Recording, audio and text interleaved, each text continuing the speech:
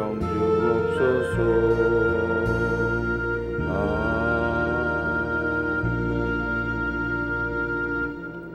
사무엘하 3장 31절부터 끝절까지 함께 교독하실 때 살아계신 하나님의 음성을 들으시기 바랍니다. 사무엘상 3장 31절부터 끝절입니다. 다윗이 요압과 및 자기와 함께 있는 모든 백성에게 이르되 너희는 옷을 찢고 굵은 배를 띠고 아브넬 앞에서 애도하라 하니라. 다윗 왕이 상여를 따라가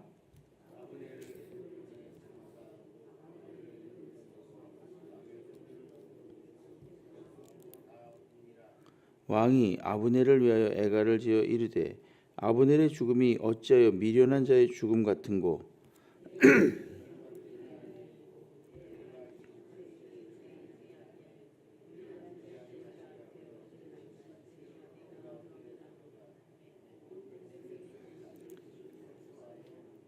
석양에 뭇 백성이 나와 다윗에게 음식을 권하니 다윗이 맹세하여 이르되 만일 내가 해지기 전에 떡이나 다른 모든 것을 맛보면 하나님이 내게 벌 위에 벌을 내리심이 마땅하니라 하매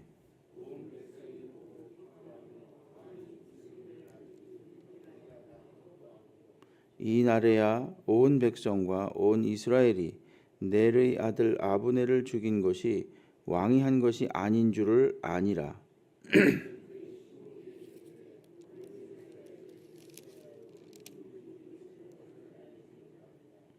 내가 지금 기름 부음을 받은 왕이 되었으나 오늘 약하여서 수르야의 아들인 이 사람들을 제어하기가 너무 어려우니 여호와는 악행한 자에게 그 악한 대로 갚으실지로다 하니라. 아멘. 할렐루야. 예, 오늘 새벽에 나오신 성도님들 하나님께서 은혜와 평강과 또 기도 응답으로 함께 하시기를 주의 이름으로 축원합니다. 오늘 이 30절부터 끝절까지 보겠습니다. 이제 이 아브넬이라는 이스보셋 쪽에, 그러니까 사울의 아들을, 이스보셋인데 사울의 아들이 그를 옹립해서 왕을 만들었죠. 그러나 아브넬은 실제로 이 사울 쪽에 아주 권세자였습니다.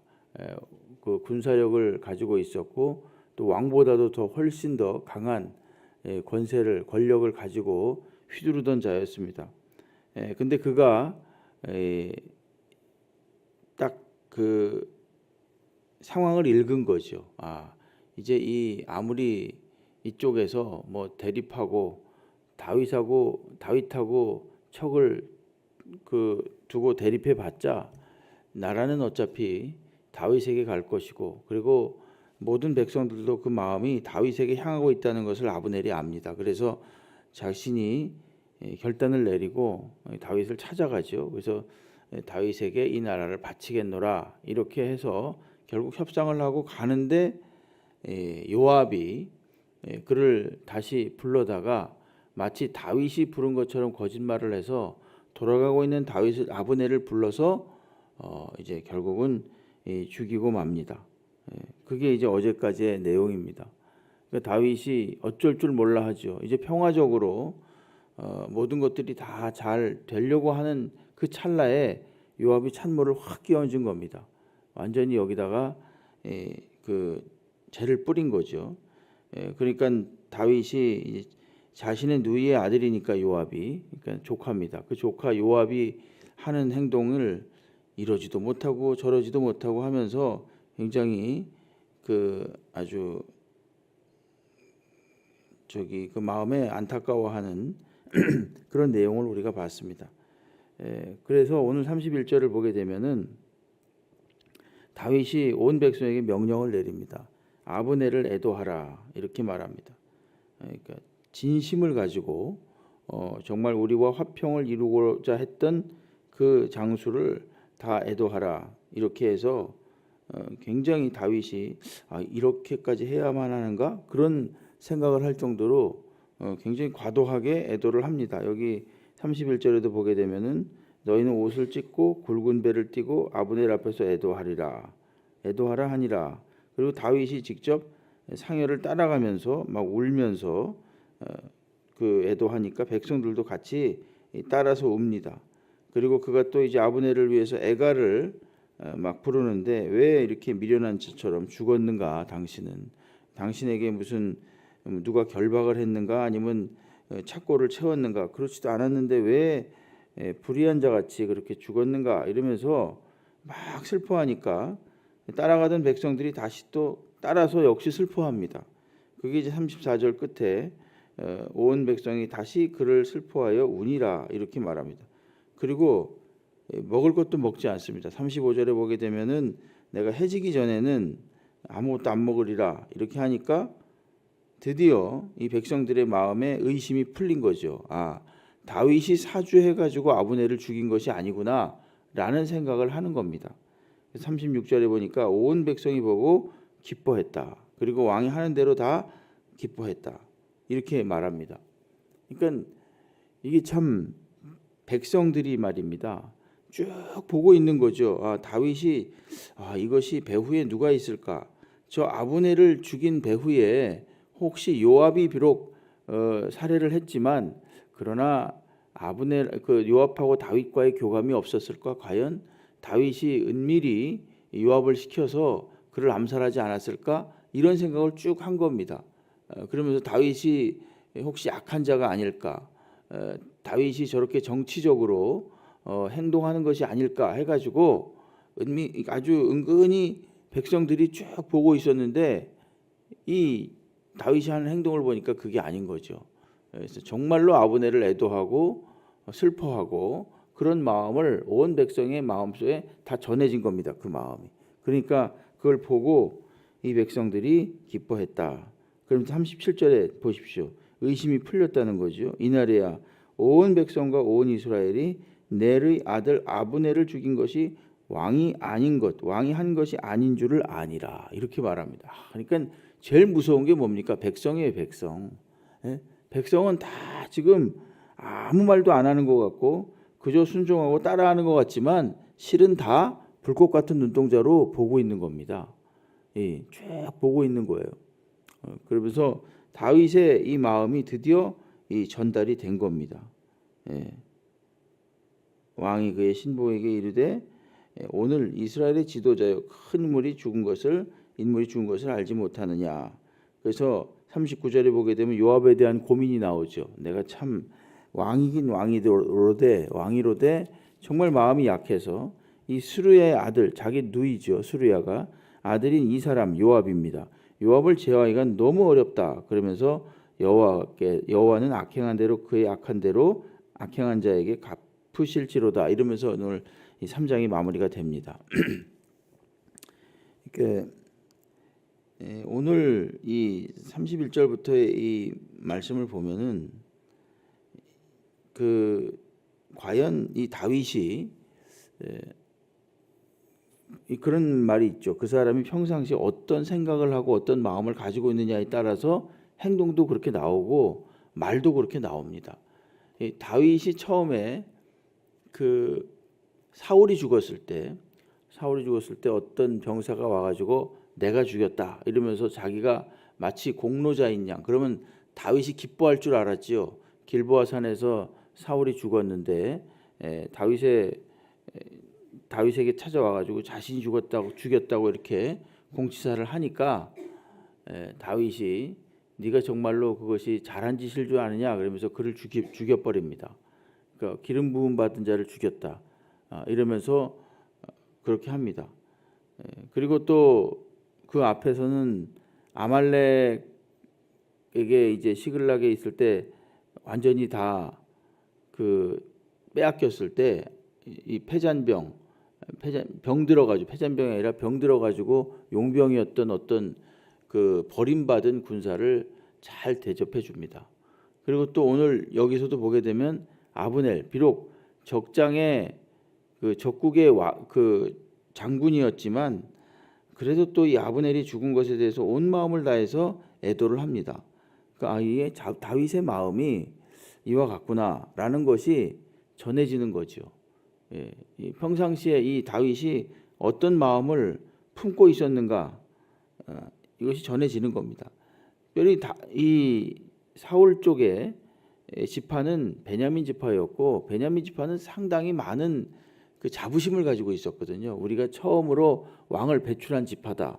그리고 비록 사울이 불행하게 죽었지만 그래도 여전히 그 사울 쪽에 있는 사람들이 계속 눈여겨보고 있었던 겁니다. 근데 다윗의 마음은 계속 하나로 합치려고 했던 마음이죠. 어떻게 해서든지 이 사람들을 다 끌어안아야 된다. 어떻게 해서든지 이 베냐민 지파까지도 다 품어야만 온전한 나라가 될 수 있다라는 생각을 한 번도 그치지 않았습니다. 그렇기 때문에 이 사울이 죽었을 때, 요나단이 죽었을 때도 그렇게 자신의 그 아버지와 형이 죽은 것처럼 애도를 했고, 오늘 이 아브넬 장군이 죽었을 때도 역시 마찬가지로 이렇게도 온 백성에게 막 그 금식하라 그러고 이러면서 애도하라고 그러면서 자기 자신이 먼저 너무너무 슬픈 모습을 보이고, 그러니까 그 진심이 쭉 전해진 겁니다. 일말의 어떤 의심, 다윗이 시켜서 한 것이 아닐까라는, 다윗이 배후에 있어서 그런 것이 아닐까 하는 그런 의심이 싹 거쳐지는 거지요. 이것은 다윗의 평상시에 이런 마음, 근데 이것이 하나님을 경외하면서 나온 거죠. 하나님을 경외하기 때문에 하나님이 경외함으로 하나님이 세운 사람을 귀하게 여기고 끝까지 존중해주고 인정해주는 이 다윗의 마음에서, 평상시 마음에서 이와 같은 행동이 나오는 겁니다. 여러분, 뭐 요즘 유행하는 말 중에 선을 넘지 않는다 이런 말 있죠. 선을 넘지 않는다. 우리가 그리스도인으로서 넘지 말아야 될 선이 있습니다. 끝까지 적의를 품고 있다든지, 끝까지 미워한다든지, 끝까지 용서하지 못한다든지 이런 거 있지 않습니까? 이런 건 하나님 보시기에 옳지 않습니다.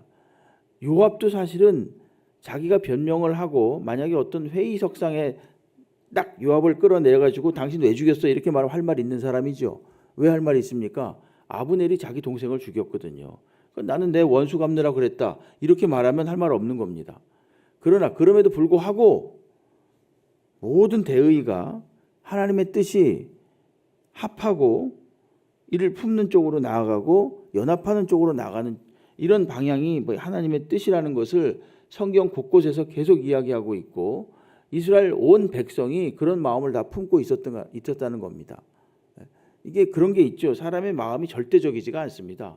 6대 4나 요 정도로 해서 항상 요렇게도 할 수 있고 저렇게도 할 수 있는 마음이 다 있습니다. 요 편에 속할까 저 편에 속할까 이런 마음이 항상 있잖아요. 근데 또 깊은 마음에는 그래도 무엇이 선한 것인지 무엇이 바른 것인지에 대한 생각을 합니다. 그러면서 갈등하지요. 이게 우리들의 마음 아니겠습니까? 그러나 그리스도인은 이미도 답이 무언가를 알고 있는 사람입니다. 힘들어도 어려워도 품어야 된다는 것, 그리고 하나 되어야 된다는 것, 이 다윗이 항상 추구했던 것이 바로 이거였습니다. 그래서 결국은 많은 사람들의 이 마음을 얻을 수가 있었던 거죠. 결국은 바른 방향으로 가야 된다. 결국은 나의 생각과 약간은 부딪힐지라도, 나의 그 어떤 이익과는 좀 상충될지라도 결국은 큰 물결은 바른 방향으로 가고 옳은 방향으로 가야 된다라는 것이 우리들 깊은 내면 속에 있는 생각 아니겠습니까? 그러려면 또 자기도 손해를 봐야 되거든요. 이 다윗이 바로 그런 겁니다. 여러분, 베냐민하고 특별히 베냐민 지파 쪽에서는 늘 마음속에 의심이 있었던 겁니다. 다윗에 대해서. 그리고 또 베냐민과 함께 베냐민 지파는 아닐지라도 그래도 초대 왕이 사울인데 저쪽은 좀 우리가 대우를 해줘야 되지 않을까? 이런 생각, 그런 좀 그 순수한 마음이죠. 그런 생각이 늘 있었습니다. 근데 떡하니 그 사울 쪽의 장군이 죽었으니 의심할 만도 하죠. 그러나 다윗은 끝까지 이것을 품는 마음으로 돌파를 합니다. 품는 마음으로. 여러분, 저희들도 이와 같이 좀 계속해서 품는 마음으로 오늘날의 문제들을 잘 돌파해 나가기를 간절히 바랍니다. 끌어안고 품고 하나 되고, 이 다윗이 바로 그거를 했거든요. 저희들도 크고 작은 우리가 뭐 나라를 다스리거나 그러진 않지만 크고 작은 모든 일에 어떤 모든 관계에 있어서 품는 쪽으로 가는 것이 이게 하나님 뜻입니다. 그런 뜻으로 우리가 우리의 마음을 굽히고 마음을 넓히고 그렇게 항상 매사에 결정할 수 있는 저희가 되기를 주의 이름으로 축원합니다.